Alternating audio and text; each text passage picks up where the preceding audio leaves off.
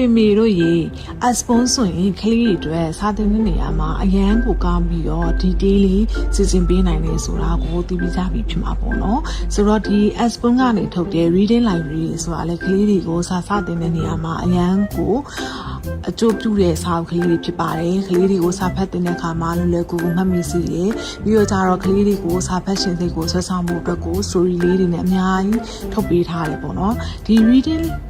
library red box လေးကဆိုရင်အစိမ်းလေးတင်ပြီးသွားတဲ့ခါကျရင်ဒါက green box လေးတင်ပြီးဆက်ပြီးတော့တင်ရမယ်စာအုပ်ကလေးဖြစ်ပါတယ်ဒီ reading library မှာဆိုရင်လေသူကအားလုံးပေါင်းစာအုပ်ကစုစုပေါင်း50ပါတယ်ပေါ့နော်ဒီ50ဦးကမှသူက stage ကဆိုရင်3ခုခွဲပြီးတော့ပါတယ်ဒီမှာဆိုရင်သူက Aspon Cat Reading Level ပေါ့နော် Level 3လေးပါတယ် Level 3ဆိုရင်တော့သူကဒီလိုစာအုပ်တွေအများကြီးပါတယ်နောက်တစ်ခုကတော့ဒါလေးပြီးသွားပြီဆိုရင်တော့ Level 4ပေါ့နော် Level 4လေးလည်းပါတယ်ပြီးတော့ဒါလေးကဆိုရင်သူက Aspon Young Reading ပေါ့နော် Series 1လေးတွေပါတယ်ပေါ့ဒီထဲမှာဆိုရင်တော့ကလေးတွေကိုစာသင်ပေးတဲ့အခါမှာအရင်ကိုအထောက်ကိုပြုအောင်တကယ်ကို short sentence လေးရေပုံမြင်လေးရေပေါ့နော်အဲ့လိုမျိုးလေးစီစဉ်ပေးထားတယ်ပြီးတော့ကျတော့3ကိုသင်ပြီးသွားပြီဆိုရင်လည်း 4 ကို